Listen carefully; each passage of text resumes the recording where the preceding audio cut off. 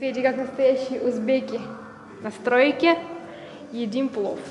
Горячая ручка, Федь? Блин, перчатка грязная. Пловчик разогрели. Я из дома притащила. На такой вот комфорочке. Все как надо. А я шпаклю тем временем. А Федя разогрел ужин. Сегодня 21 февраля. Я зашпаклевала ту стену, которая слева. Вот этот. Балконный проем. И начала ту стену. Думаю, в следующий раз уже закончу вот эту стену. Посмотрите, какая она была до. Вся цветная, какая-то непонятная. И потом будет такая же беленькая, чистенькая. Федя поставила уголки на откосах. Думали обойтись без них, но не выходит, потому что обрезали гипсокартон, и получилось так, что неровный угол получился, поэтому поставили уголки по уровню. Вот так. Сегодня 23 февраля. Я поздравляю всех мужчин с праздником, наших защитников. И думаю, что когда вы посмотрите это видео, уже, конечно, праздник будет позади, но я поздравляю вас все равно с прошедшим. Что у нас сегодня за событие? Мы купили стол. Помните, я в прошлом видео показывала вам офигенный, мраморный, керамический, большой раздвижной стол. Мы так в него влюбились. Вот тогда мы его посмотрели в первый раз. Это было где-то 2 недели назад. И мы влюбились. Мы решили с этой мыслью переспать с этим столом. Подумать, точно ли он нам нужен, потому что он стоит очень дорого. Этот стол стоит почти 70 тысяч рублей. Для стола это дороговато, но так как он керамический, в принципе, цена оправдана. Но все же это была очень крупная покупка, и мы долго о ней думали, и вот в течение 2 недель он просто не выходил у нас из головы, он не снился. Перед сном мы постоянно о нем думали, все взвешивали, и у нас был только один момент, из-за которого мы думали его не брать, потому что он очень дорогой.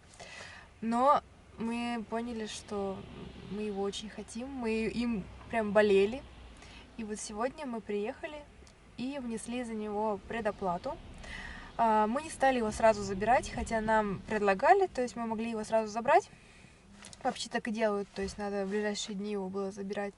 Но так как у нас ремонт не закончен, мы попросили, чтобы они похоронили его у себя. Пускай он даже постоит на выставке, на которой мы его выбрали. То есть главное, чтобы он хранился у них, потому что у нас грязь, пыль и так далее. А этот стол, он очень тяжелый. Нам сказали, что мужчины его поднимали втроем. То есть он весит больше 100 килограмм точно. И поэтому мы попросили, чтобы он 3 недели полежал у них. Мы закончим ремонт, хотя бы, чтобы не было грязи, чтобы лежал ламинат, и мы его завезем в квартиру. Вот. Не знаю, пока будем заказывать доставку у них, либо же возьмем своих грузчиков, которые вывозят нам мусор строительный, вывозили. Думаю, что, наверное, возьмем своих, потому что доставка у них довольно дорогая. Потому что стол реально тяжелый. Я даже не знаю, сами его мы не заберем точно своими силами. Надо привлекать рабочих. Но я очень рада, я так рада. Ой, я так его хотела. Я представляла, как я на нем сервирую стол. Я представляла, как я на нем накрываю завтрак, обед и ужин. И это просто...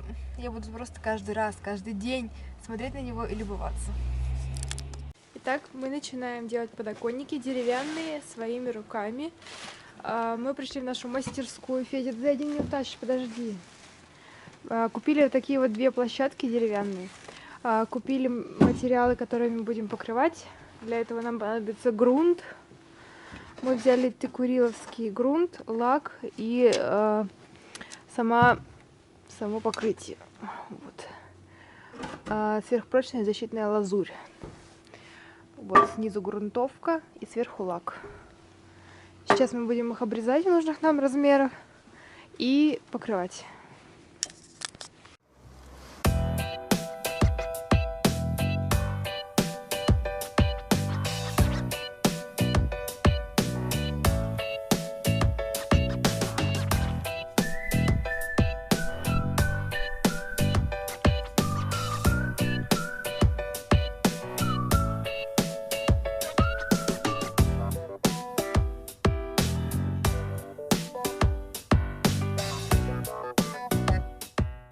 Вот и все. Подоконники вырезаны. Вот это правый подоконник, это будет у нас кухонный подоконник.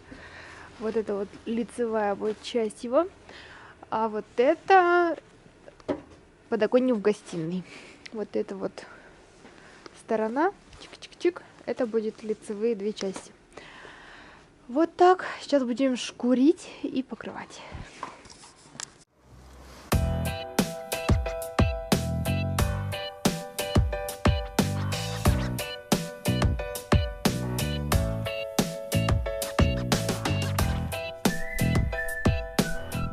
Мы открыли грунтовку, вот так она выглядит.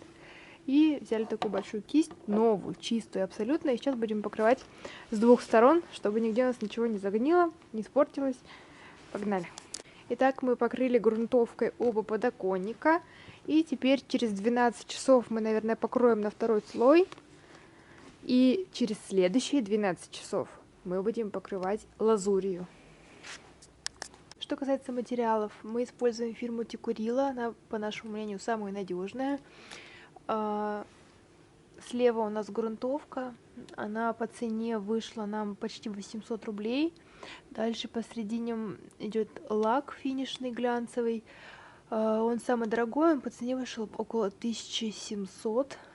И справа идет сам цвет, лазурь, она по цене вышла 900 с чем-то, ну около 1000. И всего мы за все отдали 3500. Что касается площадок, так как у нас подоконники очень широкие, они нестандартного размера, и получается, что во всех магазинах стандартно есть площадки на 600 шириной, но нам буквально этого не хватает, там буквально 3 сантиметра, потому что у нас шириной подоконники 63. И поэтому нам нужно было брать либо 700, либо 800, то есть 600 нам не подходит. А таких площадок очень мало в городе, и в итоге нам пришлось брать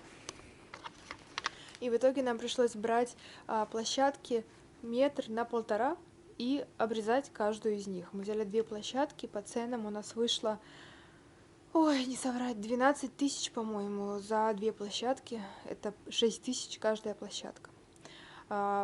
40 толщина и 1,5 на 1,5.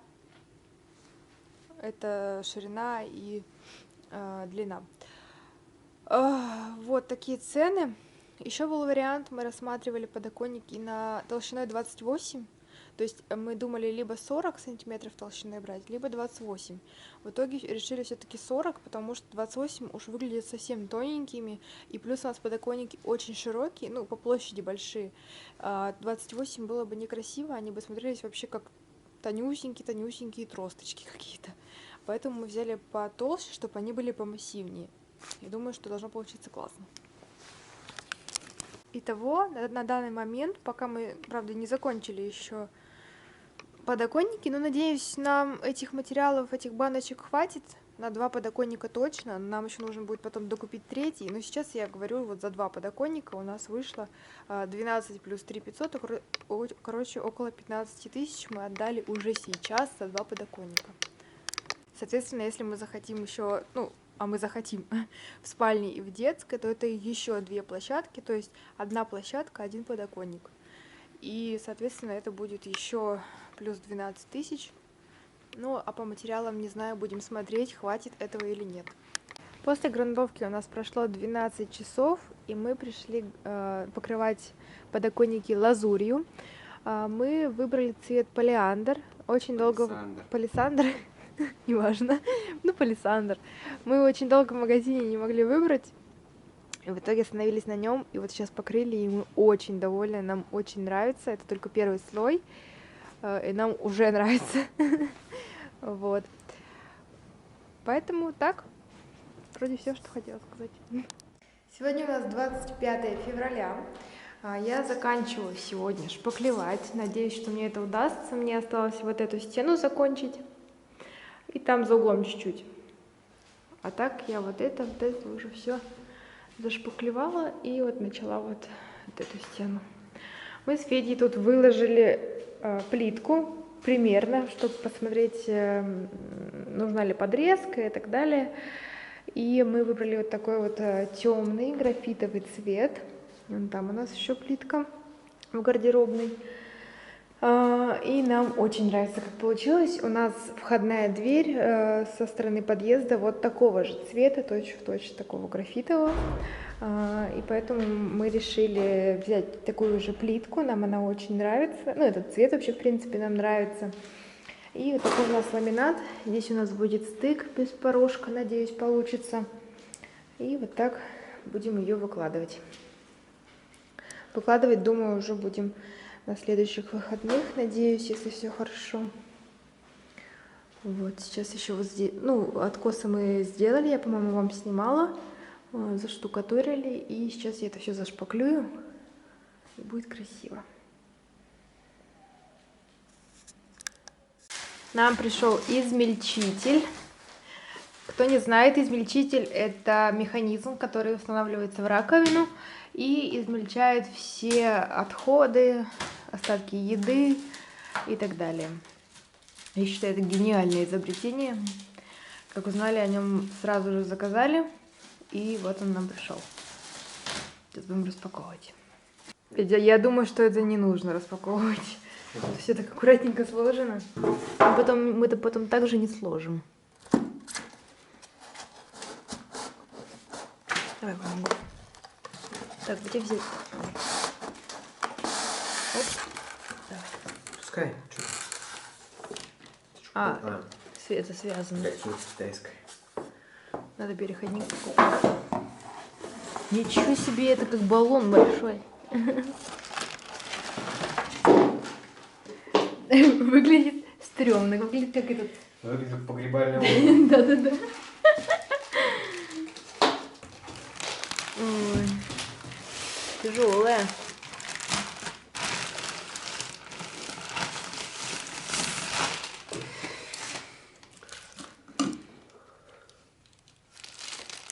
Это кнопочка? Нет? Нет, кстати, кнопочки я что-то не вижу. Вот. Это вот выключатель, который ставится, на него нажимаешь, и она чу-чу-чу в себя все всасывает. Ой, страшно пихать туда руку на самом деле. Напоминает немного другое. Ну это просто, чтобы туда запихивать. Это вот в раковине в самой будет? Нет? Это снаружи раковины. Вот это снаружи раковины. Это в верхней половине. Ну. А это под раковиной. Это она такая тяжелая и висит под раковиной? Да. Как она будет держаться? Не знаю, может быть, ножки? Нет, у меня ножек нет.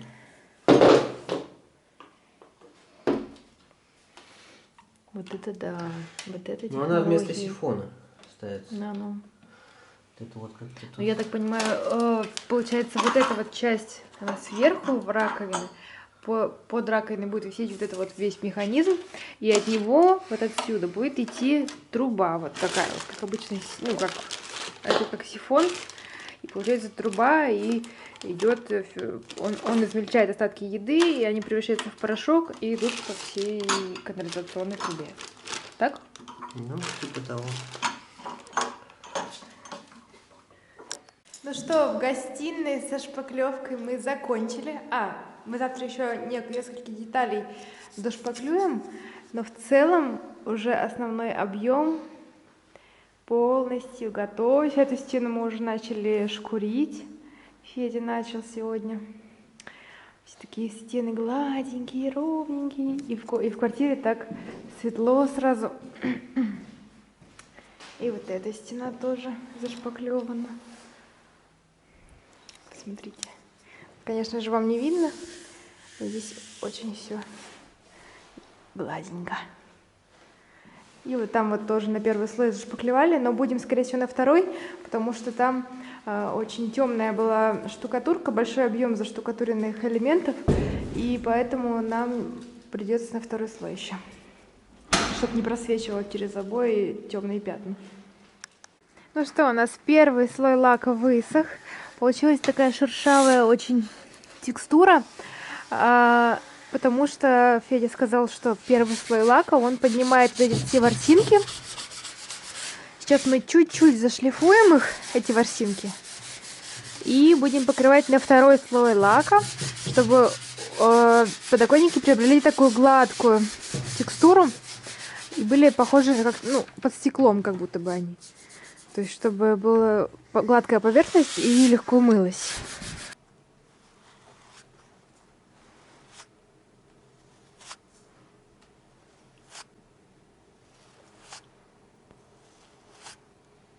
Вот так сейчас выглядит комната, единственная, в которой мы не делаем ремонт, поэтому она стала складом для всей техники.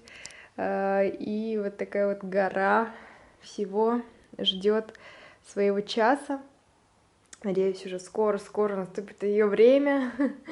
Самое приятное это будет наведение красоты, уюта, расставление всей техники, декора и так далее. Кратенько пробежимся, может быть, что-то вам еще не рассказала.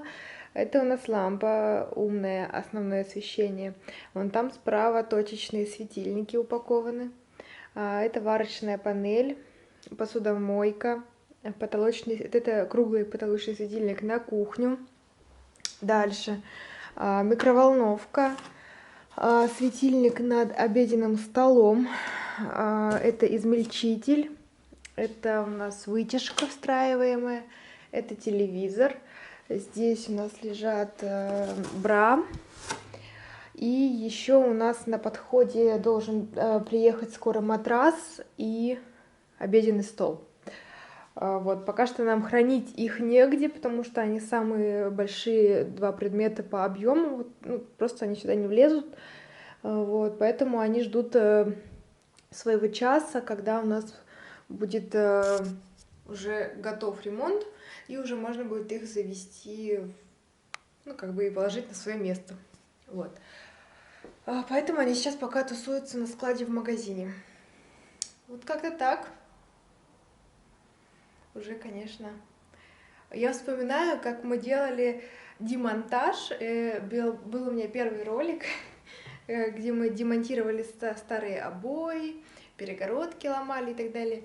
Я сейчас вспоминаю то время, и какой объем работы был выполнен. Просто огромнейший. И от этого аж мурашки по коже, если честно. На днях к нам приезжал инженер Ростелекома и завел нам новый интернетный провод, оптоволокно. Мы его вот так вот здесь проложили, и он выведен в подъезд. Потом, когда у нас ремонт закончится, к нам придет монтажник, подключит нам роутер. Как вы помните, роутер будет вот здесь. Все эти интернетные провода подключатся в роутер. И вот этот вот проводочек, который нам провели, тоже в роутер пойдет. Потом мы нарастили провод для домофона. Домофон у нас будет вот здесь, слева от входной двери. А также этот серый проводочек, это у нас будет камера видеонаблюдения в подъезде. Еще у нас будет звонок, но для звонка мы не стали проводить провод, потому что звонок у нас будет беспроводной. Умный звонок, он уже тоже идет с камерой, которая смотрит. Умный звонок, он тоже идет уже с камерой, которая будет смотреть, ну, на лицо прямо тому, кто звонит нам в дверь, и будет вести запись. Ну и он без проводов, поэтому, соответственно, мы ничего для него не закладывали. Потом он нам просто приедет, мы его подключаем, Федя его программирует, ну и все.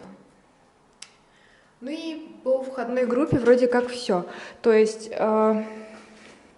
слева будет домофон, вот здесь в прихожей, в шкафу купе у нас будет уголок системного администратора. Здесь будут выведены сюда все камеры видеонаблюдения, роутер и так далее. Также камера видеонаблюдения планируется у нас в квартире. Скорее всего, одна, которая будет смотреть на входную дверь. Скорее всего, она будет вот здесь вот на перегородке, где-то сверху, чтобы она смотрела прямо на дверь. Вот такие планы. Еще нам, кстати, нужно успеть до того, как мы будем устанавливать подоконники. Они, кстати, уже почти готовы. Совсем скоро мы будем их врезать, монтировать. Нам нужно сюда провести проводочек для камеры. Здесь вот он будет идти вот так. И там будет стоять камера, которая будет смотреть на парковку.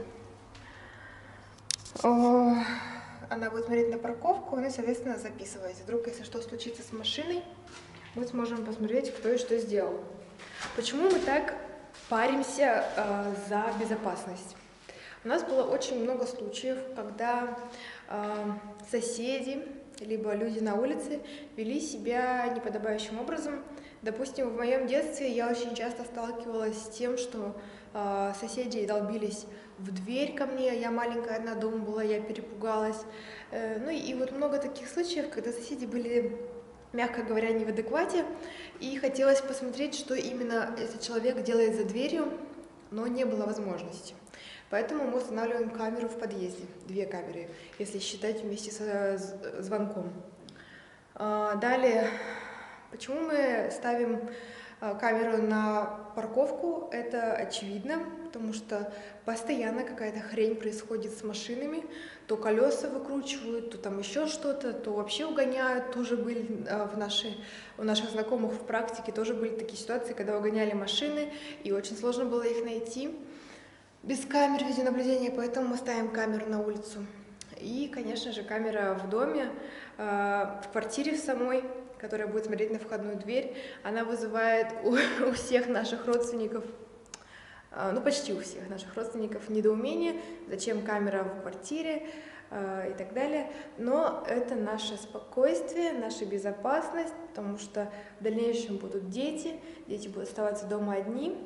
Мы хотим быть спокойными. По всей квартире мы не расставляем камеры, в туалетах мы не ставим камеры, в спальнях не ставим камеры. Камера будет стоять только в прихожей, чтобы на случай чего у нас были какие-то доказательства, и мы могли в любое время посмотреть, что происходит дома, даже если мы в отъезде. Я считаю, что камеры это прям must have. Если те, кто делает ремонт сейчас, обязательно закладывайте камеры видеонаблюдения на этапе предчистовой хотя бы отделки. Сегодня у нас 27 февраля. Мы с Федей сегодня закончили все штрихи по поводу стен, зашкурили все. Это было дичайше сложно, это вообще ни с чем, конечно, не сравнить. Посмотрите, какие у меня руки, все в язвах, даже шла кровь, и очень больно теперь шевелить рукой. Она вся пересохла. И вот такой результат у нас получился. Очень светлая квартира. И мы тут еще прибрались. И так, кажется, много места. На самом деле мы все просто в гардеробную стаскали, потому что завтра к нам придут монтажники натяжных потолков и будут ставить закладные, разводить нам свет. И завтра надеюсь, что я смогу вам что-нибудь показать интересненькое. Стены теперь такие ровненькие. И вот очень грязные, правда, пока что мы еще их не прогрунтовали, только зашлифовали. И я думаю, что это самый большой, самый грязный объем работы выполнен. И теперь останется нам все это прогрунтовать под обои, поклеить обои. Со стенами пока все. У нас остается потолок, пол и в прихожей керамогранит. Еще мы сегодня с Федей подготовили места, вернее, Федя это сделал, подготовил места для подоконников наших. Они уже готовы, высыхают. И вот здесь тоже место подготовили, потому что у нас, видите, подоконники у нас сейчас пошире, чем были раньше. И мы под них подготовили место. Сейчас они финишно досыхают, лак, чтобы они были гладенькие, чистенькие, и мы будем их монтировать.